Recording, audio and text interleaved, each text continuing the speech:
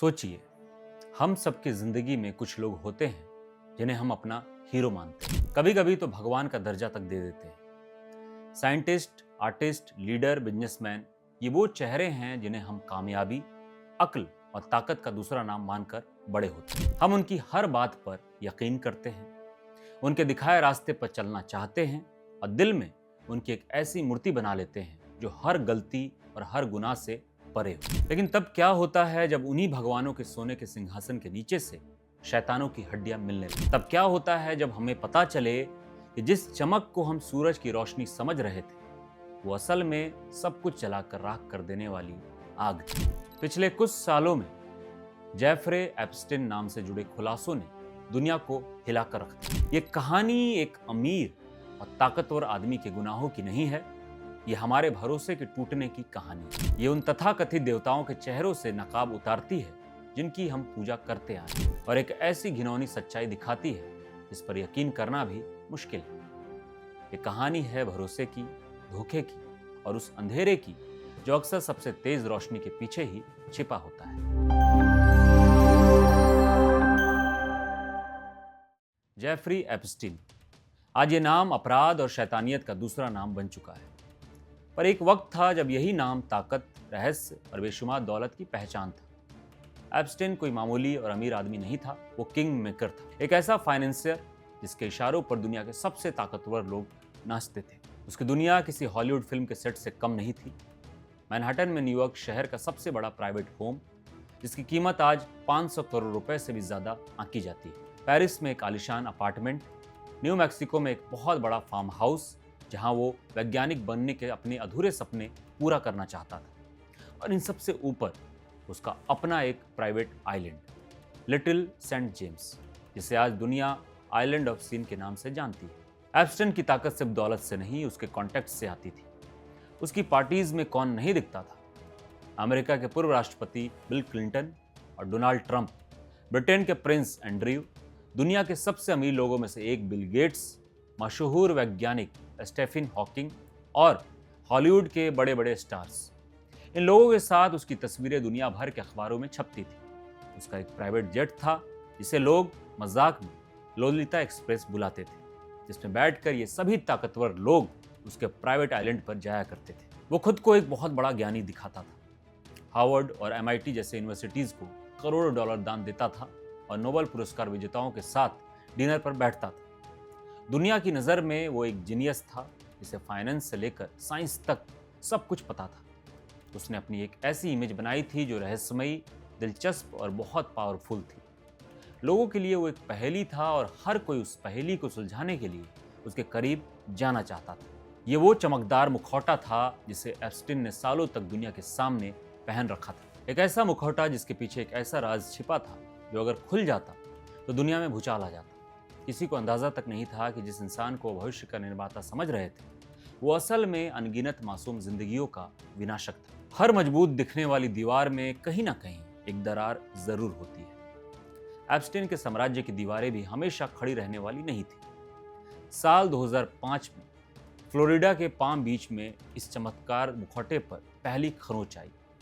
एक 14 साल की लड़की के माँ बाप ने पुलिस में शिकायत की कि जेफरी एप्स्टीन ने उनकी बेटी का यौन शोषण किया है। ये एक छोटी सी चिंगारी थी जो धीरे धीरे पूरे जंगल में आग लगाने वाली थी। जैसे ही पुलिस ने जांच शुरू की, एक के बाद एक हैरान करने वाले सच सामने आने लगे। पुलिस ने लगभग 36 लड़कियों की पहचान की, जिनमें से कुछ तो सिर्फ 14 साल की थी, जिन्हें एप्स्टीन ने अपना शिकार बनाया था। मामला शीशे की तरफ साफ था। ये एक बहुत बड़ा सेक्स ट्रैफिकिंग रैकेट था और इसका सरगना जेफरी एप्स्टीन था। सबूत इतने पक्के थे कि लग रहा था एप्स्टीन को उम्र कैद होनी तय है। फेडरल जांच एजेंसियां उस पर 60 से ज्यादा गंभीर आरोप लगाने ही वाले थे। लेकिन तभी कुछ ऐसा हुआ जिसने अमेरिका के कानून और न्याय व्यवस्था पर आज तक का सबसे बड़ा सवाल खड़ा कर दिया। एप्स्टीन ने अपने पैसों और रसूख का इस्तेमाल किया। उसने देश के सबसे महंगे और ताकतवर वकीलों की फौज खड़ी कर दी। पर्दे के पीछे एक खेल खेला गया। उस वक्त मियामी के अमेरिकी अटॉर्नी अलेक्जेंडर एकोस्टा ने एप्स्टीन के वकीलों के साथ एक सीक्रेट डील कर ली। इस डील को आज दुनिया स्वीट हार्ट डील के नाम से जानती है। इस डील के बदले में एप्स्टीन पर चल रही फेडरल इन्वेस्टिगेशन को बंद कर दिया गया उसे बड़े फेडरल कोर्ट में कभी पेशी नहीं किया गया। बदले में उसने फ्लोरिडा की एक छोटी अदालत में 2 मामूली जुर्म कबूल कर लिया। सजा के नाम पे उसे सिर्फ 18 महीने की जेल हुई, इसमें से वो 13 महीने में ही बाहर आ गया। और तो और इस सजा के दौरान भी उसे हफ्ते में 6 दिन रोज 12 घंटे के लिए जेल से बाहर अपने ऑफिस जाने की इजाजत थी। ये सरेआम न्याय का मजाक था। सबसे डरावनी वाली बात यह थी कि इस डील ने न सिर्फ एप्स्टीन को बल्कि उसके किसी भी संभावित साथी अपराधी को भी भविष्य के किसी भी फेडरल केस से पूरी तरह बचा लिया। मतलब इस घिनौने खेल में शामिल किसी भी दूसरे ताकतवर आदमी पर अब आंच नहीं आ सकती थी। पीड़ित लड़कियों को इस डील के बारे में बताया तक नहीं गया। उन्हें अंधेरे में रखकर इंसाफ के दरवाजे बंद कर दिए गए। एप्स्टीन जेल से बाहर आया और अपनी उसी ग्लैमरस दुनिया में वापस लौट गया। उसने फिर से पार्टियां करना शुरू कर दी, ताकतवर लोगों से मिलना जुलना जारी रखा जैसे कुछ हुआ ही ना हो।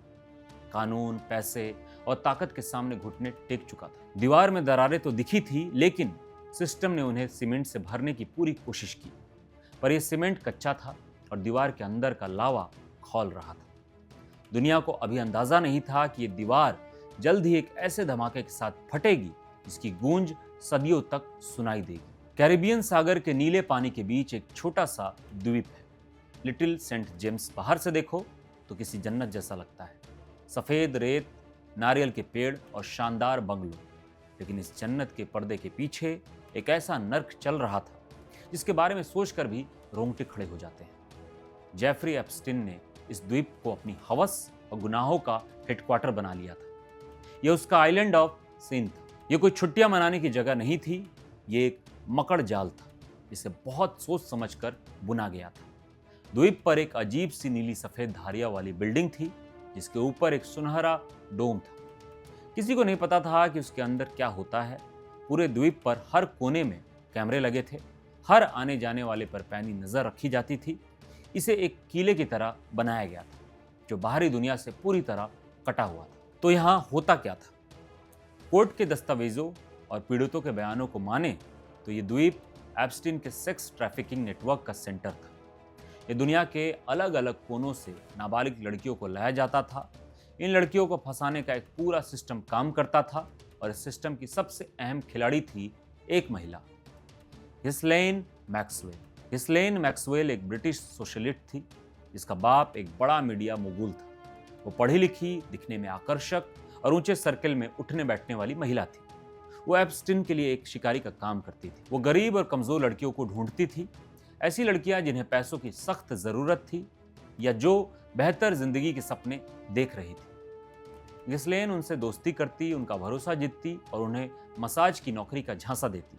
वो बताती कि यह काम एक बहुत अमीर और दयालु आदमी जेफरी एप्स्टीन के लिए करना है, जिसके बदले उन्हें खूब पैसे मिलेंगे और उनकी पढ़ाई का खर्च भी उठाया जाएगा। कई लड़कियों के लिए ये एक सपने के सच होने जैसा था, लेकिन जैसे ही वो इस जाल में फंसती, उनका सपना एक भयानक दुस्वप्न में बदल जाता। उन्हें एप्स्टीन के अलग अलग घरों और आखिर में इस द्वीप पर लाया जाता। यहाँ न सिर्फ एप्स्टीन बल्कि उसके ताकतवर दोस्त भी उन लड़कियों का बार बार यौन शोषण करते थे। ये पूरा रैकेट एक पिरामिड स्कीम की तरह काम करता था। कुछ पीड़ित लड़कियों को बाद में खुद नई लड़कियों को फंसा कर लाने के काम में लगा दिया जाता था। उन्हें ऐसा करने के लिए मजबूर और ब्लैकमेल किया जाता था। घिस्लेन पूरे ऑपरेशन को एक बॉस की तरह चलाती थी। वो लड़कियों को ट्रेनिंग देती और ये पक्का करती कि वो एप्स्टीन और उसके मेहमानों की हर घिनौनी मांग को पूरा करे। पीड़ितों ने जो बताया वो दिल दहला देने वाला है। उन्हें उनकी मर्जी के खिलाफ कैद करके रखा जाता था, उनके पासपोर्ट छीन लिए जाते थे और उन्हें बाहरी दुनिया से बात करने की कोई इजाजत नहीं थी। वो पूरी तरह से एप्स्टीन और मैक्सवेल के रहमो करम पर थी। जो लड़की विरोध करती उसे डराया धमकाया जाता। ये सब सालों तक चलता रहा। दुनिया की नजरों से दूर इस खूबसूरत द्वीप पर अनगिनत मासूम जिंदगियों को रौंदा जा रहा था। एप्स्टीन और मैक्सवेल ने मिलकर एक ऐसी फैक्ट्री बना ली थी जो जवान लड़कियों को उनके सपनों से खींचकर लाती और उन्हें तोड़ मरोड़ कर अपनी हवस पूरी करने के लिए इस्तेमाल करती। ये चमकदार पार्टियों और हाई प्रोफाइल मेहमानों के पीछे का वो घिनौना सच था जिसे पैसा और पावर दशकों तक छिपाए रखने में कामयाब रहे। 2008 की स्वीट हार्ट डील के बाद एप्स्टीन को लगा कि वो हमेशा के लिए बच गया है, लेकिन वो गलत था। पीड़ितों ने हार नहीं मानी। उन्हीं में से एक वर्जीनिया ज्यूफेरे ने 2015 में घिस्लेन मैक्सवेल पर मानहानि का केस कर दिया। इसी केस से जुड़े दस्तावेज जिन्हें सालों तक सील्ड रखा गया था, आखिरकार जनवरी 2024 में पब्लिक कर दिए गए। दुनिया इन्हें एप्स्टीन फाइल्स के नाम से जानती है। जैसे ही इन फाइलों के बाहर आने की खबर फैली, पूरी दुनिया में सनसनी मच गई। लोगों को लगा कि अब उन सभी बड़े और ताकतवर लोगों के नाम सामने आ जाएंगे जो एप्स्टीन के गुनाहों में शामिल थे। सोशल मीडिया पर अफवाहों का बाजार गर्म हो गया। कई नकली लिस्ट वायरल हुई जिनमें इंडिया समेत दुनिया भर के कई बड़े नेताओं और व्यापारियों के नाम होने के झूठे दावे किए गए। ये जानना बहुत जरूरी है कि जनवरी 2024 में जारी हुए असली अदालती दस्तावेजों में इन ऑनलाइन अफवाहों और भारतीय नामों से जुड़े दावों का कोई जिक्र नहीं था। ये दस्तावेज असल में वर्जीनिया और घिस्लैन मैक्सवेल केस से जुड़े बयान, ईमेल्स और कानूनी बहस थे। इनमें 150 से ज्यादा लोगों के नाम थे जिन्हें पहले गुप्त रखा गया था। इन फाइलों के जारी होने का ये मतलब बिल्कुल नहीं था कि जिसका भी नाम इनमें है वो अपराधी है। कई नाम गवाहों, कर्मचारियों या सिर्फ जान पहचान वालों के तौर पर भी शामिल थे। लेकिन फिर भी इन फाइलों ने कई चौंकाने वाले खुलासे किए और कई ताकतवर लोगों को मुश्किल में डाल दिया। सबसे बड़े नामों में से एक था ब्रिटेन के प्रिंस एंड्रयू का। दस्तावेजों में वर्जीनिया ने विस्तार से बताया कि कैसे उन्हें प्रिंस के साथ संबंध बनाने के लिए मजबूर किया गया जब वो नाबालिग थे। एक और पीड़ित जोहान सोबर्ग ने बयान दिया कि प्रिंस एंड्रयू ने एक तस्वीर खिंचवाते वक्त उनके ब्रेस्ट को छुआ था। इन आरोपों ने ब्रिटिश शाही परिवार में भूचाल ला दिया। अमेरिका के 2 पूर्व राष्ट्रपतियों बिल क्लिंटन और डोनाल्ड ट्रंप के नाम भी कई बार आए। हालांकि किसी भी दस्तावेज में उन पर सीधे तौर पर किसी गुनाह में शामिल होने का आरोप नहीं लगाया गया। क्लिंटन का नाम एप्स्टीन के साथ प्लेन में सफर करने के सिलसिले में कई बार आया। वहीं एक बयान में कहा गया कि एप्स्टीन कभी कभी ट्रंप से मिलने अटलांटिक सिटी में उनके कैसीनो जाया करता था। इन बड़े नामों के अलावा फाइलों में मशहूर जादूगर David Copperfield, pop star Michael Jackson और महान वैज्ञानिक स्टीफन हॉकिंग जैसे नाम भी थे। एक बयान के मुताबिक डेविड कोपरफील्ड एक बार एप्स्टीन के घर डिनर पर आए थे।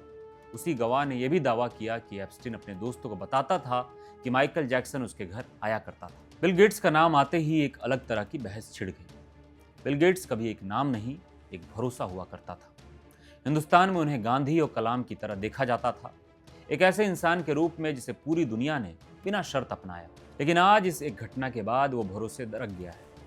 अब नफरत जन्म लेगी और शायद ये एहसास भी कि इस दुनिया में कोई भी इंसान पूरी तरह निर्दोष नहीं होता। और फिर नाम आया स्टीफन हॉकिंग का।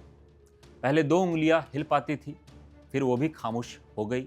अंत तक सिर्फ गाल का एक मसल, आंखें और दिमाग ही साथ रहा। और इनकी हरकत देख लीजिए। इनका नाम एक ईमेल में था जिसमें एप्स्टीन अपने ऊपर लगे कुछ आरोपों को गलत साबित करने के लिए हॉकिंग की द्वीप यात्रा का जिक्र कर रहा था। यह सोचने पर मजबूर करता है कि क्या इंसानियत सिर्फ शरीर के चलने फिरने तक ही सीमित है। एक बार फिर दस्तावेजों में इन पर कुछ गलत करने का आरोप नहीं, लेकिन एप्स्टीन जैसे अपराधी के साथ उनका जुड़ाव ही कई सवाल खड़ा करता है। इन फाइलों ने दुनिया को दिखा दिया कि एप्स्टीन का नेटवर्क कितना भयानक था। ये सिर्फ एक आदमी का अपराध नहीं था, ये एक पूरा इकोसिस्टम था जिसमें ताकतवर लोग एक दूसरे को बचा रहे थे। इन दस्तावेजों ने उस चमकदार मुखौटे को हमेशा के लिए फाड़ दिया और दुनिया को दिखाया कि कैसे सबसे सम्मानित और पूजे जाने वाले लोग भी उस अंधेरे का हिस्सा हो सकते हैं जिसकी हम कल्पना भी नहीं कर सकते। पर्दाफाश हो चुका था। 2008 की डील के 11 साल बाद 6 जुलाई 2019 को जेफरी एप्स्टीन को फिर से गिरफ्तार कर लिया गया। इस बार न्यूयॉर्क के फेडरल वकीलों ने उस पर सेक्स ट्रैफिकिंग के बेहद गंभीर आरोप लगाए। पूरी दुनिया की नजरें इस केस पर थी। पीड़ितों को इंसाफ की एक नई उम्मीद दिखी। लोगों को लगा कि अब एप्स्टीन का मुंह खुलेगा और वो उन सभी ताकतवर लोगों के नाम बताएगा जो उसके गुनाहों में शामिल थे। एक ऐसा तूफान आने वाला था जो दुनिया भर की सरकारों, शाही परिवारों और बिजनेस की दुनिया को हिलाकर रख देता। लेकिन वो तूफान कभी नहीं आया। 10 अगस्त 2019 को अपने ट्रायल का इंतजार करते हुए जेफरी एप्स्टीन को मैनहट्टन की एक हाई सिक्योरिटी जेल की कोठरी में मरा हुआ पाया गया। अधिकारियों ने फौरन ऐलान कर दिया कि एक सुसाइड थी, लेकिन दुनिया ने इस कहानी पर यकीन नहीं किया। भला इतने बड़े राज जानने वाले आदमी जो पूरी दुनिया के अमीरों और ताकतवरों को बेनकाब कर सकता था, ट्रायल से ठीक पहले ऐसे कैसे मर सकता है? सवाल उठने लगे और जल्द ही एप्स्टीन डिडंट किल हिमसेल्फ सिर्फ एक मजाक नहीं बल्कि एक ग्लोबल सवाल बन गया। शक करने की कई वजहें थी। जिस रात एप्स्टीन की मौत हुई उस रात उसकी सेल की निगरानी कर रहे 2 गार्ड्स सो गए थे। उसकी सेल के बाहर लगे कैमरे अजीब तरह से खराब हो गए थे। मौत से कुछ हफ्ते पहले ही उस पर हमला हुआ था, जिसके बाद उसे सुसाइड वॉच पर रखा गया था, लेकिन मौत से ठीक पहले ही उसे वहां से हटा दिया गया था। एप्स्टीन के परिवार द्वारा हायर किए गए एक मशहूर फॉरेंसिक एक्सपर्ट ने दावा किया है कि एप्स्टीन की गर्दन पर मिले निशान हत्या की तरफ इशारा करते हैं, सुसाइड की तरफ नहीं। भले ही आधिकारिक रिपोर्ट आज भी इसे सुसाइड मानती है, लेकिन लोगों के मन में ये सवाल हमेशा के लिए रह गया, क्या एप्स्टीन को चुप करा दिया गया? अब एप्स्टीन तो चला गया, लेकिन उसकी परछाई बाकी थी। उसकी सबसे बड़ी राजदार गहिसलैन मैक्सवेल 1 साल बाद जुलाई 2020 में पकड़ी गई। दिसंबर 2021 में एक लंबे ट्रायल के बाद उसे नाबालिग लड़कियों की तस्करी समेत 5 गंभीर मामलों में दोषी पाया गया और 20 साल जेल की सजा सुनाई गई। इंसाफ की एक छोटी सी जीत तो हुई, लेकिन ये काफी नहीं था। मैक्सवेल को सजा हुई, पर उन लोगों का क्या जिन्होंने उन लड़कियों का शोषण किया? आज भी ये कहानी खत्म नहीं हुई है, कई सवाल हवा में तैर रहे हैं। एप्स्टीन की मौत एक रहस्य है, उसके ग्राहकों की पूरी लिस्ट आज भी एक राज है, न्याय अधूरा है। जेफरी एप्स्टीन की कहानी हमें एक बहुत कड़वा लेकिन जरूरी सबक सिखाती है। ये बताती है कि पैसा और ताकत क्या नहीं कर सकते। वो न्याय खरीद सकते हैं, सच को दबा सकते हैं और इंसान को शैतान बना सकते हैं। ये हमें याद दिलाती है कि जिन चेहरों को हम मैगजीन के कवर पर देखते हैं, जिन्हें हम अपनी प्रेरणा मानते हैं, वो हमेशा वो नहीं होते जो दिखाई देते हैं। ये कहानी किसी एक आदमी या एक द्वीप की नहीं है, ये उस सिस्टम की है जो ऐसे राक्षसों को पैदा होने और बढ़ने देता है। एक ऐसा सिस्टम जहां ताकतवर लोग एक दूसरे को बचाते हैं और कमजोर की आवाज को अनसुना कर दिया जाता है। सबसे बड़ा सवाल जो ये कहानी हमारे सामने छोड़ जाती है, वो ये है कि हम किसे अपना भगवान मानते हैं? क्या हम सिर्फ दौलत, शोहरत और ताकत की पूजा करते हैं, या हम ईमानदारी, इंसानियत और न्याय को तवज्जो देते हैं? एप्स्टीन का मामला एक आईना है जो हमें हमारे समाज की असली और अक्सर बदसूरत तस्वीर दिखाता है। इस पूरी कहानी के बाद क्या आप किसी भी ताकतवर इंसान पर आंख मूंद कर भरोसा कर पाएंगे? कमेंट्स में अपनी राय जरूर बताएं, और अगर आप सत्ता के ऐसे ही अंधेरे कोनों को उजागर करने वाली और कहानियां देखना चाहते हैं तो हमारे चैनल को सब्सक्राइब करना ना भूलें। धन्यवाद।